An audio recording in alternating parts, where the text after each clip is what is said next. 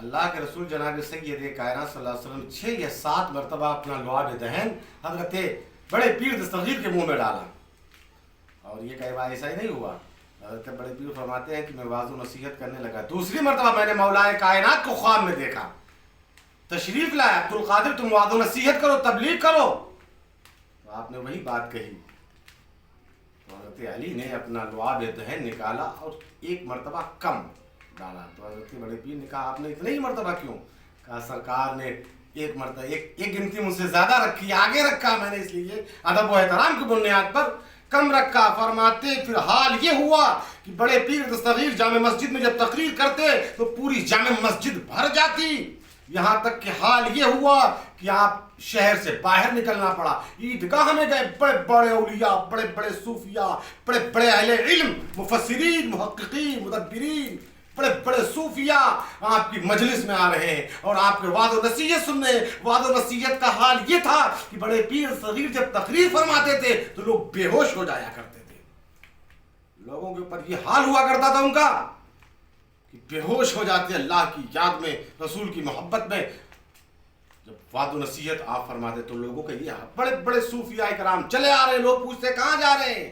بڑے پیر دستگیر کی واعظ میں جا رہا ہوں، ان کی مجلس میں جا رہا ہوں۔ اسی لیے اعلیٰ حضرت نے فرمایا ہے تیرا ذرہ مہ کامل ہے یا غوث، تیرا قطرہ یم سائل ہے یا غوث، تیرا ذرہ مہ کامل ہے یا غوث۔ یا غوث اعظم سرکار، آپ کے دریا کا ایک قطرہ، آپ کے سمندر کا ایک قطرہ مستقل سمندر ہے، اور آپ کے در کا ذرہ مہ کامل چاند و سورج ہے۔ اور وعظ و نصیحت کے بارے میں اعلیٰ حضرت فرماتے ہیں نبی کیا، ولی کیا، مرسل آئیں، خود نبی آئیں۔ آپ کی واعظ کی مجلس میں صرف اولیاء ہی نہیں آتے تھے، بڑے بڑے صوفیاء ہی نہیں آتے تھے، بڑے بڑے ولی ہی نہیں آتے تھے، مفسرین، محققین، مدبرین ہی نہیں آتے تھے۔ اعلیٰ حضرت فرماتے ولی کیا، مرسل آئیں، خود حضور آئیں۔ تیرے واعظ کی مجلس ہے یا غوث، تیرے واعظ کی وہ مجلس ہے یا غوث۔ تو بڑے پیر دستگیر کا حال یہ تھا۔ بڑے پیر دستگیر جب بغداد کی سرزمین پر قدم رکھتے ہیں تو معلوم ہے بغداد کے اندر بے پناہ فتنے تھے۔ خود غنیۃ الطالبین کے اندر بڑے پیر دستگیر فرماتے ہیں 70 یا 72 فرقوں کا ذکر کرتے ہیں آپ۔ معتزلہ تھے، قدریہ تھے، جبریہ تھے، اور بہت سے فرقے تھے جو اپنے ہر فرقہ اپنے آپ کو صحیح کہہ رہا تھا، حق پہ کہہ رہا تھا۔ فرماتے ہیں صبح شام، صبح سے لے کر شام تک مناظرہ ہوتا تھا، اور مناظرہ ہونے کے بعد ہر ایک فرقہ اپنے حق ہونے کا اعلان کرتا تھا کہ میں حق پہ ہوں، میں حق پہ ہوں۔ مگر جب بڑے پیر دستگیر بغداد کی سرزمین پر پہنچتے ہیں تو سارے فتنوں کا رد فرمایا آپ نے۔ بغداد سے سارے فتنوں کا خاتمہ بڑے پیر دستگیر رضی اللہ تعالیٰ نے فرمایا۔ اور بغداد کی سرزمین اس وقت، بغداد جو تھا وہ پوری دنیا کا مرکز بنا ہوا تھا۔ اگر ہسٹری کا آپ کو شوق ہے تو پڑھیے، ہسٹری کا مطالعہ کریں کہ دنیا کے اندر واحد ملک کیسا تھا، عراق۔ اور بغداد جو دارالسلطنت تھا، اس وقت ہندوستان کا بادشاہ بھی جب اپنے سر کے اوپر تاج رکھتا تھا تو پہلے اجازت بغداد سے جب اجازت ملتی تھی تو ہندوستان کا بادشاہ اپنے سر کے اوپر تاج رکھتا تھا، پوری دنیا اس کے زیر لگی تھی، کیونکہ ہلاکو اور چنگیز کا زمانہ تھا وہ۔ تو معلوم ہے غوث اعظم بڑے پیر دستگیر نے اپنی تقریر سے، اپنے وعظ سے، اپنی نصیحت سے تو زمانہ ہلاکو اور چنگیز نے وہ ظلم بربریت قائم کی تھی بغداد کے اندر۔ دجلہ کا پانی ایسا ہو گیا تھا، علماء لکھتے ہیں کہ کتابوں سے جلا کر، کتابوں کی سیاہی سے رنگین ہو گیا تھا دجلہ کا پانی، اور لوگوں کے خون سے سرخ ہو گیا تھا دجلہ کا پانی۔ اس طریقے سے چنگیز اور ہلاکو نے ظلمت، تباہی اور بربادی کی تھی بغداد کی۔ مگر جب بڑے پیر دستگیر نے اپنا قدم رکھا تو معلوم ہے یہ ہلاکو کا پوتا تغودار خان جو اس وقت کا بادشاہ تھا، آپ نے اپنے ایک مرید کو حکم دیا کہ جاؤ تغودار خان کو اسلام کی دعوت دو، وہ مسلمان ہو جائے گا۔ جب وہ جاتا ہے دعوت دینے کے لیے تو تغودار خان شکار کا بڑا شوقین تھا، وہ بڑے بڑے کتے وہ پالتا تھا، وہ شخص کتے ساتھ میں رکھے ہوئے تھا۔ تو دیکھا کہ ایک ضعیف ناتواں انسان بڑے پیر دستگیر کا غلام، بڑے پیر دستگیر کا مرید جاتا ہے، اس کو اسلام کی دعوت دینے کے لیے گیا تھا، مگر جب اس نے دیکھا تو غدار خان نے تو سوچا یہ شخص شاید میرے سپاہی کی شکایت کرنے کے لیے آیا ہوگا، میرے سپاہی نے اس کو پریشان کیا ہوگا، مارا ہوگا، اس کے گھر والوں کو مارا ہوگا، شاید یہ شکایت کرنے کے لیے آیا ہوگا، میں ایسی بات کہہ دوں تاکہ یہ اس کا جواب دے اور میں اس کو قتل کر دوں۔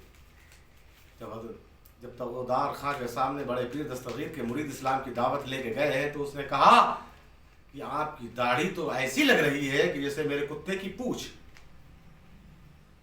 واہ رے بڑے پیر دستگیر کے مرید، انہوں نے کہا ٹھیک کہہ رہے ہو،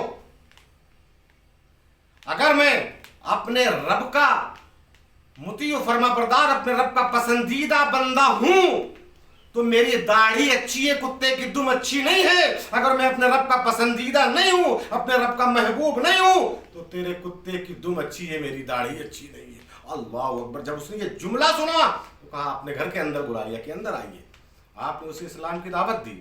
اس نے کہا میں اسلام کو قبول کرنا چاہتا ہوں مگر ابھی نہیں، بعد میں اسلام کو قبول کروں گا، کیونکہ میرا جو سپہ سالار ہے، کمانڈر ان چیف ہے، اس کا کہنا یہ ہے کہ ہم نے بغداد کو تلوار کی بنیاد پر، جنگ کی بنیاد پر، طاقت کی بنیاد پر حاصل کیا ہے، لہذا ہم اپنے ملک کو اگر کسی کے سپرد کریں گے تو طاقت کی بنیاد پر کریں گے، کیونکہ ہم نے اس ملک کو طاقت کی بنیاد پر حاصل کیا۔ لہذا کہا اب ابھی چلے جائیے، بعد میں پھر آئیے گا تب دیکھا جائے گا، میں اسلام قبول کروں گا۔ وہ چلے آئے، ان کا انتقال ہو گیا۔ اپنے بیٹے کو وصیت کی کہ میں نے اس سے وعدہ کیا ہے، اس نے مجھ سے وعدہ کیا تھا میں اسلام قبول کروں گا، تو غدار خان نے جاؤ۔ تو ان کے بہت کا وقت قریب آیا اور ان کا انتقال ہو گیا۔ جب وقت آیا تو ان کے بیٹے آتے ہیں بغداد، تو غدار خان کو وہی وعدہ یاد دلاتے ہیں کہ تم نے میرے والد گرامی سے کوئی وعدہ کیا تھا۔ تو غدار خان نے کہا ہاں مجھے یاد ہے، مگر میں تو چاہتا ہوں کہ میں اسلام قبول کر لوں، مگر میرا کمانڈر ان چیف جو ہے مجھے اجازت نہیں دیتا ہے۔ اگر میں اسلام قبول کر لوں گا تو سب کو مار دے گا، وہ مجھے بھی مار دے گا، وہ کیونکہ پوری طاقت اس کے پاس ہے۔ لہذا اگر وہ مان جائے تو ٹھیک ہے، میں کوشش کروں گا اس کو منانے کی۔ انہوں نے کہا نہیں، میں اس سے ملنا چاہتا ہوں، میں اس سے، اگر اس کا یہی کہنا ہے کہ میں نے طاقت سے اس ملک کو حاصل کیا ہے، طاقت کی بنیاد پر میں دوں گا، تو میں اس سے جنگ کرنے کے لیے تیار ہوں۔ اللہ کہا ارے ہاں، یہ ظریف اور ناتواں جسم بڑا ہیکل ہے، مضبوط ہے، طاقتور ہے، اس سے آپ جنگ کہاں کر سکتے ہیں؟ کہا تمہیں معلوم نہیں ہے یہ میرے ہاتھ میں جو تلوار ہے اس کے اندر یہ ضرب مومن ہے، جب مومن کی ضرب لگتی ہے تو بڑا سا بڑا طاقتور زمین کے اندر آ جاتا ہے۔ گئے اور اس سے کہا، اس نے کہا ایسا نہیں ہو سکتا ہے، آپ کو جلا لایا، اس کے سینے پہ چڑھ بیٹھے اور تلوار سینے پہ لگا دی۔ کہا بول، اگر تو اسلام قبول کرتا ہے تو ٹھیک ہے، ورنہ مرنے اور لڑنے کے لیے تیار ہو جائے۔ اس نے کہا نہیں، میں خوشی بخوشی اسلام قبول کرتا ہوں۔ اللہ اکبر۔ یہ بڑے پیر صغیر کے مرید کا حال تھا کہ غدار خان چنگیز اور علاقوں جس نے بغداد کو تباہ و برباد کر کے رکھ دیا تھا، مگر آنے والی اس کی نسل جو تھی وہ مسلمان ہو گئی، اس نے اسلام کے دامن میں آ گئی، اسلام کے آغوش میں آ گئی، اسلام کا کلمہ پڑھ لیا۔ عزیزان گرامی، یہ بڑے پیر صغیر رضی اللہ تعالی عنہ کی زندگی تھی۔ بغداد میں جب پہنچے تو ایک انقلاب برپا کر دیا۔ ایسا انقلاب جو قیامت تک کے لیے انقلاب تھا، اسلامی انقلاب تھا، روحانی انقلاب تھا، امن کا انقلاب تھا، شریعت کا انقلاب تھا، قرآن کا انقلاب تھا، رسول اللہ کے دین کا انقلاب تھا۔ وما علینا